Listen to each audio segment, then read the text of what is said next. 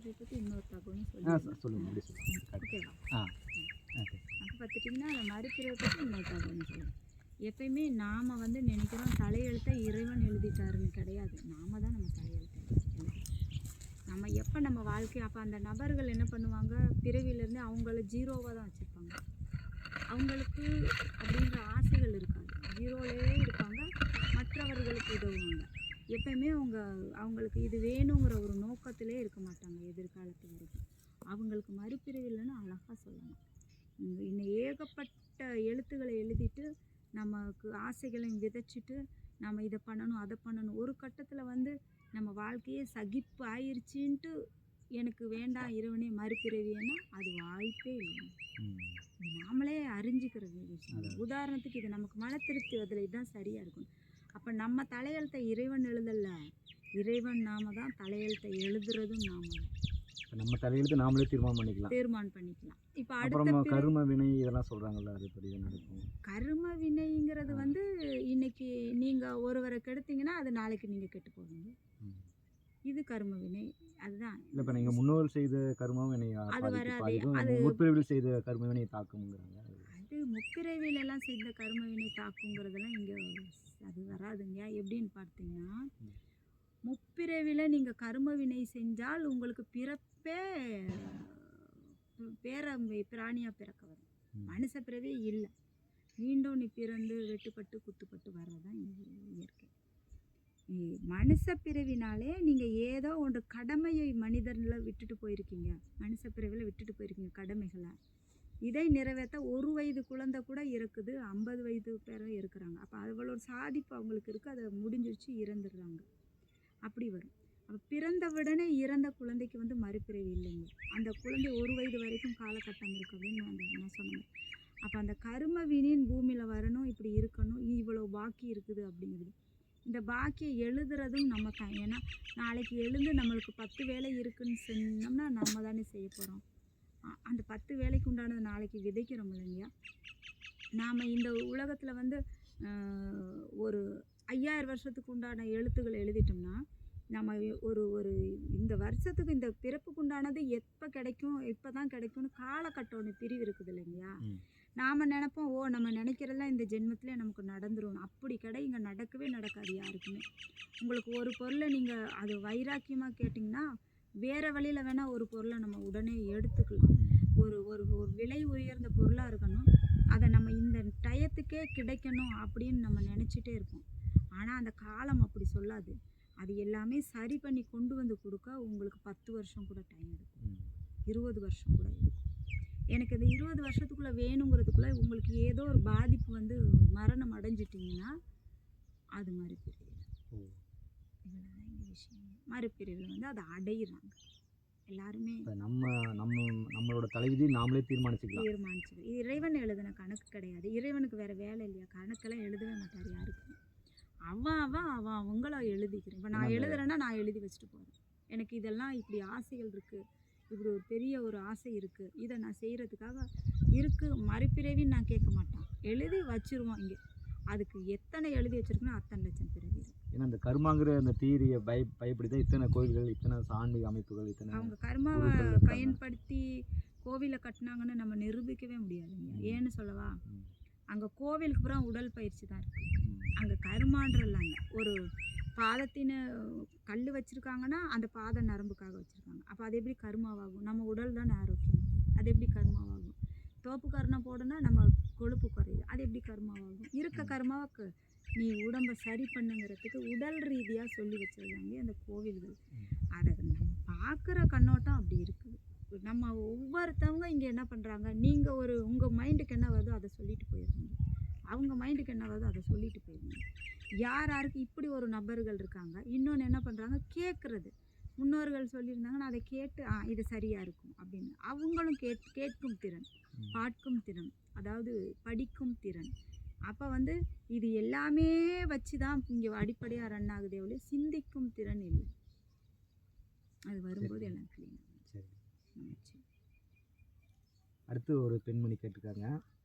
வணக்கம்மா, எனக்கு ஒரு சந்தேகம். பெண்கள் வந்து ருத்ராட்சம் போடலாமா? ஏன்னா எவ்வளோ நாள் ருத்ராட்சத்தை பற்றி எனக்கு சொன்ன நான் கேள்விப்பட்ட வரைக்கும் பெண்கள் ருத்ராட்சம் போடக்கூடாது, அது பாவம் அப்படின்னு சொல்லியிருக்காங்க. ஆனால் நீங்கள் சொன்ன விஷயத்த நான் கேட்டுட்டு நானே கொஞ்சம் தெரிஞ்சுக்கிட்டேன். அதை பற்றி கொஞ்சம் எனக்கு விளக்கமாக சொல்லுவீங்களா அப்படின்னு கேட்டிருக்காங்க. நம்ம வீடியோ பார்த்துட்டு கேட்குறேன். நல்ல கேள்விதான். அதாவது பாவம் ருத்ராட்சை போடுறது, நீங்கள் ருத்ராட்சை மலையில் குமிஞ்சு உட்காந்துருந்தா கூட பாவம் கிடையாது. நாம் செய்கிற செயல் மட்டும்தான் இந்த உலகத்தில் பாவம். நற்குணம் இருக்கவங்க ருத்ராட்சை போட வேணாம், போடலாம், எல்லாமே பண்ணலாம். அந்த ருத்ராட்சையை போடுறவங்களுக்கு என்னன்னா, ஒரு குடும்பத்தில் இருக்க போகும்போது ருத்ராட்சை போட்டால் அங்கே ஒரு குற்ற உணர்வு வரும். நம்ம ஒரு சாமி தன்மையாக இருக்கிறோங்கிற இந்த ருத்ராட்சைக்குன்னு இப்போ சிலைக்குன்னு ஒரு படைப்பு இருக்குது இல்லைங்க, அது கோவிலில் தான் வச்சு கும்பிட்றாங்க. அதை நடு ரோட்டில் வச்சு நம்ம கும்பிட முடியுங்களா? அது எதுக்கு தெய்வீக படைப்புன்னு.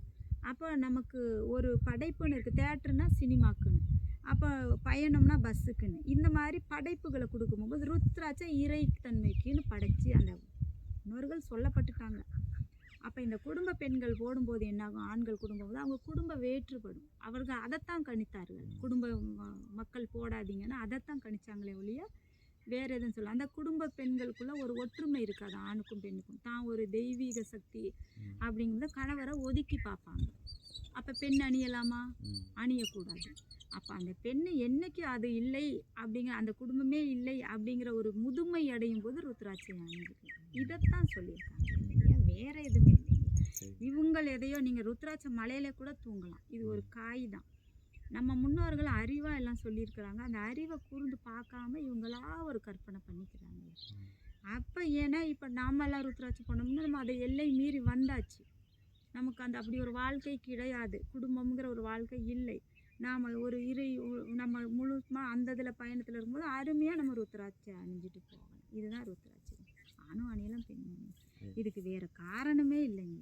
யார் வேணுமோ அணியலாம், எப்போ வேணாலும் யார் வேணாலும் அணியலாம். இதுக்கு காரணம் சொல்லி வச்சுருக்காங்க. அவங்க சுயமாக யோசிச்சிருக்கவே மாட்டாங்க ருத்ராட்சியை பற்றி.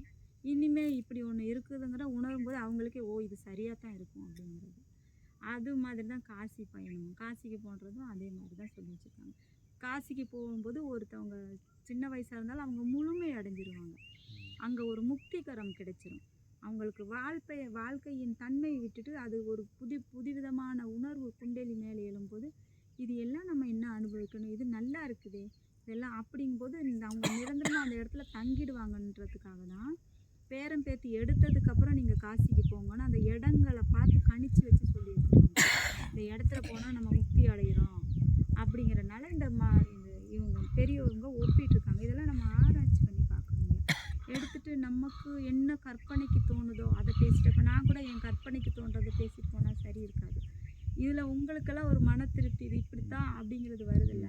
இங்கே எல்லாமே சாமிங்கிறது நாம் உருவாக்குறது தாங்கய்யா. சாமி இருக்குது, சக்தி இருக்குது, எல்லாமே நாம் இப்போ பார்த்துக்கோங்க. ஒரு உதாரணத்தை சொல்கிறேன். நீங்கள் இருக்கீங்க, கடமையின் இடத்துல இருக்கீங்க, சாமியின் இடத்துல இல்லை. அப்போ கடமையோட எல்லாம் எண்ணாலே உங்களுக்கு வரும். அம்மா பக்தியோட எண்ணலையில் இருக்கும்போது பக்தியோட எண்ணலை வரும். வேண்டாம், நான் ஒரு மாதத்துக்கு சாமி எண்ணலையிலே இருக்கிறேன், அதான் சபரிமலைக்கு மாலை போட்டு போகிறது. அவங்க கணிச்சிருக்காங்க. பனிக்காலங்களில் ஏன் சாமிக்கு கணிச்சிருக்காங்கன்னு அந்த அறிவியலையும் நான் சொல்லிடுறேன், அது தெரியாமல் இருந்திருக்கும். குளிர்காலத்தில் இனப்பெருக்க ஜாஸ்தியாகும், சரிங்களா? இந்த ஆண் பெண் இனப்பெருக்க ஜாஸ்தியாகும். அந்த ஈர்ப்பு விதி அந்த குளிர்காலத்தில் அந்த தாம்பத்திய உறப்பு ஈர்ப்பு விதி அதிகமாக இருக்கும். இது வரைக்கும் யாருக்கும் தெரிஞ்சிருக்காது, முன்னோர்கள் இதுக்கு தான் சொல்லியிருக்காங்க. ஈர்ப்பு விதி அதிகமாகும்போது அவங்களோட உடல் அந்த மாதங்களில் பலவீனமாகிடும். ஈர்ப்பு விதி அதிகமான குடும்பம் நடத்துகிறவங்க என்ன பண்ணுவாங்க, ஒரு இது சயின்ஸ் ரீதிப்படி சொல்ல, நம்ம ஆன்மீக ரீதி, அப்போ அவங்க உடல்கள் பலவீனமாகிடும். அப்போ என்ன சொல்லியிருக்காங்க, நீ மாலையிட்டு விரதம் இருந்து நீ சபரிமலைக்கு போ, முருகன் மலைக்கு போ அப்படிங்கும்போது பிரிவாங்களா, அவங்களுக்குள்ள பக்தி நின்றுதுங்களா. அப்போ அந்த நினைப்பை விட, அந்த குடும்ப நினைப்பை விட பக்தி நினைப்பு அதிகமாக வந்துடுது. அப்போ இவங்க என்ன பண்ணிடுறோம், அதுலேருந்து விடுபட்டுறாங்க, அவங்க உடம்பு பாதுகாக்கப்படுது. நம்ம முன்னோர்கள்லாம் அறிவாக சொல்லியிருக்காங்க, அதை கூர்ந்து கவனிக்க மாட்டேங்கிறாங்க. அப்போ அவங்களுக்கு பக்தி வந்துடுங்க. அவங்க தீக்குழி கூட அந்த நேரத்தில் இறங்குறாங்க. அப்போ என்ன நிலையில் இருக்காங்க, பக்தி நிலையில் இருக்காங்க, அவங்களுக்கு பக்தி வருது. இவங்க குடும்ப நிலையில் இருந்தால் குடும்ப எண்ணம் வரும். இதெல்லாம் எண்ணத்தை சார்ந்தது. அப்போ நான் இப்போ பக்தி நிலையில் 24 மணி தான் பக்தி நிலையில் இருக்கேன். நான் திடீர்னு குடும்ப எண்ணத்துக்கு போயிட்டேன்னா குடும்ப நிலையில் இருக்கேன். இவ்வளோதாங்க ஒரு விஷயம். முழுமையாக அந்த நிலையிலே இருக்கும்போது தானாகவே ஆகிறான் அப்படின்னு சொல்கிறாங்களே, நான் என்ன நினைக்க ஆசைப்படுறேன் அதுவாகவே மாறிடுறாங்கிறது இதுதான். சரி. அடுத்து ஒரு கேள்வி கேட்டிருக்காங்க ஒருத்தர், மஞ்சுளா அப்படின்னு ஒருத்தர் கேட்டிருக்காங்க. அல்லாஹ், இயேசு, சிவன், முருகர், ராமர், கிருஷ்ணன், விநாயகர், கருப்பர், அம்மன், ஐயன் இவை அனைத்தும் கூற வேண்டும். சரியாக இவங்கெல்லாம் யார் அப்படின்னு கேட்டிருக்காங்க. ஏற்கனவே சொல்லிட்டு இதே கேள்வி வேற வேற எதுவும்? ஐயன் அம்மான்னு சொல்கிறேன். ம். அதை சொல்லிடலாம். ஆ. நம்ம அந்த காலத்தில் என்ன பண்ணியிருக்காங்க, ஒரு காலகட்டத்தில் ம். கடவுளர்கள்லாம் இங்கே எல்லாம் ஒன்றா இருந்தது. அதாவது கடவுள்ற ஒரு ஒப்பிட்டு இருந்திருக்காங்க. அப்போ ஒவ்வொருத்தவங்கள அறிஞ்சிருக்காங்க. ஒருத்தவங்க காலு தான் நம்ம உடம்புக்கு முக்கியம், கால் இல்லைன்னா நம்ம வாழ முடியாது, அதுதான் நீங்கள் இங்கே போயிட்டு வருதுங்கும் போது பாத கருப்பராயனை கண்டுபிடிச்சி காலுக்கு உண்டான பயிற்சியை கொடுத்தவங்க கருப்பராயன். அப்புறம் ஒரு சக்தி வந்து இல்லையே மூலாதாரம் தானே சரியாக இருக்குது, இது இல்லாமல் உலகமே இல்லையே அப்படின்னு ஒரு சக்தி வந்திருக்கு. அப்போ அந்த சக்தி என்ன பண்ணியிருக்கு, மூலாதாரத்தை அறிஞ்சிருக்கு. ஓ, மூலம்னா பெருமாளை கொண்டு வர ஆரம்பிச்சிட்டாங்க. இன்னொரு சக்தி என்ன பண்ணுது, வயிற்று பகுதியை கண்டுபிடிக்குது. நம்ம வைராக்கியமாக இருந்தால் தானே எல்லாத்தையும் சாதிக்க முடியும் இந்த உலகத்தில், இல்லைன்னா இல்லையே அப்படிங்கிறது ராமர் உள்ள வந்துடுறார். ராமர் சக்தி அவர் வைராக்கியத்துக்குரியது. அப்புறம் விநாயகர், எல்லாமே தொப்பையாக இருந்தால் நம்ம என்ன செய்யறது, உடம்பு இருந்தால் நம்ம எல்லாம் பயிற்சி செஞ்சால் தான் நமக்கு சரி வரும்போது விநாயகர் உள்ள வந்துடுறார். விநாயகரை வச்சுக்கிறாங்க. அப்போ விநாயகருக்கு தண்ணி ஊற்றும் போது பயிற்சி ஆயிடுது. இங்கிட்ட அப்படியே என்ன பண்ணுற, இதிலே வாழ்கிறாங்களே கொஞ்சம் அன்பும் விதைச்சா எப்படி இருக்குன்னு ஏசு உள்ள வந்துடுறாரு. அன்பு இல்லாமல் உலகம் இல்லை, அதுவும் ஒரு வகை. எல்லாருமே கடவுளுன்றது இப்போ உதாரணத்துக்கு அன்பு இல்லாமல் உலகம் ஏசு வந்துடுறாரு. சரி, அன்பு இல்லாமல் ஆகாயம் இல்லாமல் இல்லைன்றது அல்லா அங்கிட்டு உள்ள வந்துடுறாரு. அல்லாக்கு எப்படி சொல்கிறாங்க, அல்லா தொண்டை தானே திறக்கிறாங்க, ஆகாயம் இங்கே தானே இருக்கு. அல்லா வந்துடுறாரு. அல்லா வரும்போது நானும் கடவுள், அவரும் கடவுள். அப்புறம் மேற்கொண்டு அறிவுக்கு உண்டான முருகர் வந்துடுறாரு. அறிவு இல்லை, அறிவு தான் அப்படிங்கும்போது அவரும் உள்ளே வந்துடுறார். நான் என் அறிவை இருக்கிறேன், அறிவு. இது எல்லாம் கடந்து நான் மனித நிலையை கடந்து சிவமயமாக இருக்கிறேன். சிவன் எல்லாமே அமைதியாகும். நான் என் மனித வாழ்க்கையை முடிச்சுட்டு சிவமயம். இப்படித்தான் முன்னோர்கள் வாழ்ந்து வந்திருக்காங்க. இதுதான் கடவுளர்கள். அப்போ கடவுள் யாரு, நான். இதை அறிவில் அறிஞ்சுக்கணும். அப்போ எல்லாம் சிவமயம் போது வாழ்க்கை முடிஞ்சும் போது என்ன பண்ணுவாங்க, தியானத்துக்கு போயிடுவாங்க. அப்போ சிவன் அதுதான். எல்லாரையுமே எடுப்புக்கு சிவனுக்கு போனால் பித்து பிடிச்சிரும்னு சொல்கிறேன். மண்டையில் வாழாமே சிவனுக்கு போயிடுவாங்க. அப்போ இங்கே படிப்படியாக வந்து வரும்போது நம்ம சிவநிலை அடையும். ஒவ்வொருத்தவங்களும் அறியும் போது சிவநிலையை அடைஞ்சிடலாம். இது அம்மன் எதுக்கு ஒப்பிடுறாங்கன்னு கூட கேட்டுருவாங்க. இந்த குங்குமத்துக்கு ஒப்பிடுறாங்க, தாலிக்கு ஒப்பிடுறாங்க. பெண்கள் தாலியை காப்பாற்றுறது பெண் அம்மன். அந்த குங்கும சிகப்பு கலர் புடவை கட்டுறது அந்த அம்மனுக்குரியது, குங்குமத்துக்கு உரியது. அப்போ அந்த மஞ்சள் கலர் புடவை கட்டுறது தாலிக்கு உகந்தது. ஈஸியாக நம்ம இதெல்லாம் நம்மளே கணிச்சிக்கலாம்ல. அப்போ இந்த அம்மனை வந்து வழிபடுறது அந்த எல்லாம் மங்கல்யத்துக்கு சம்மந்தப்பட்டது, காக்கிறது. அப்புறம் தாய்க்கு சம்மந்தப்பட்டதாக இருக்கும், வயிற்றில் குழந்தை பிறக்கிறது. இதெல்லாம் அம்மன்களை சார்ந்தது. இப்படி தான் ஒரு கடவுளர்களை கணிச்சாங்களே வழியே. இப்படி கணிச்சு தான் எல்லாம் வாழ்ந்துருக்காங்க. அந்த சக்தின்னு நம்ம வணங்கலாம். இவங்க விருப்பம் இருந்தால் ஒரே சக்தியை கூட வணங்கலாம். அதுக்குன்னு இந்த சக்தியை தான் வணங்கணுங்கிறது எங்கள் கட்டாயம் கிடையாது. இல்லை, எனக்கு உகந்தது ஜீசஸ் தானே, நீங்கள் அதிலே வாங்க, தப்பு இல்லை. அங்கேயே ஸ்தோத்திரம் சொல்லியிருக்காங்க, அல்லேலூயா சொல்லியிருக்காங்க, பயிற்சி. அப்புறம் முஸ்லீம்லே அது சொல்ல தெரியல எனக்கு, 2-3 சொல்லியிருக்காங்க. ராமர்லேயே கூட ராமா ராமா அப்படி சொல்லியிருக்காங்க. பெருமாள்லே கூட சுப்ரபாதம் சொல்லியிருக்கிறாங்க. விநாயகர்கள் கூட விநாயகரை உடல் பயிற்சிக்காக விநாயகரை ஒவ்வொரு கடவுளை கும்புறவங்களுக்கும் அங்கே உள் பயிற்சி வருதுங்க. ஆனால் அந்தந்த இடத்துக்கு உகந்தவங்களாக அவங்க இருப்பாங்க. மகாராஜேஸ்வரன் ஒருத்தர் கேட்டிருக்காருங்க. அவர் தெரிந்த ஒரு மனிதர் இருக்காராம், அவர் மண்ணை எடுத்து தின்பண்டமாக மாற்றிடுறாராம். இதெல்லாம் உண்மையாக இதேமாரி பண்ண முடியுமான்னு கேட்குறாரு. ஆனால் நானும் இதை பார்த்து தான் வந்திருக்கிறேன். இது இப்போ பண்ணினாங்களே இல்லையான்னு எனக்கு தெரியாது. அவங்க போல தான் நானும் எங்கள் அப்பா மாம்பழம் உருவாக்கி அறுத்து கொடுத்தாங்க, சாப்பிட்டேன்னு சொல்கிறாங்க.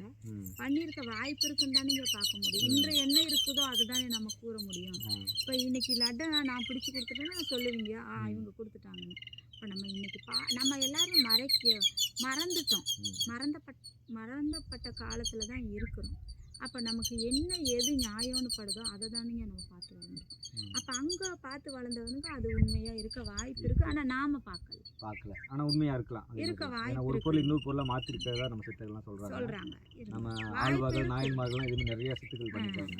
இல்லைன்னு சொல்ல முடியாது நாம். ஏன்னா வாய்ப்பு இருந்துதானுங்க உருவாக்கப்பட்டிருக்குது. வாய்ப்பே இல்லைன்னா ஒன்றும் உருவாகாதே, மொட்டை பூமியாக மட்டும் தானே இருக்கும். இங்கே எல்லாமே பாருங்கள், காரு பைக் போகுது, கரண்ட்லேருந்து எடுக்கிறது, எவ்வளோ டெக்னிக்கலாக பண்ணுறாங்க. ஒரு விஷயத்தை வாய்ப்பு இருந்து தானே இதெல்லாம் பண்ணுறாங்க. வாய்ப்பு இல்லைன்னா வாழைக்கோப்பெலாம் நம்ம நடந்து தானே இருக்குது. இந்த மொபைல் இருக்குது, இந்த பாருங்கள், இதெல்லாம் வாய்ப்பு இருந்து தானே இதெல்லாம் சாத்தியமாக இருக்குது. இப்போ இது இல்லைன்னு சொல்ல முடியுங்களா? இதுவும் ஒரு அறிவு கண்டுபிடிச்சது தானே. அப்போ அதுவும் இருந்திருக்க வாய்ப்பு இருக்கு.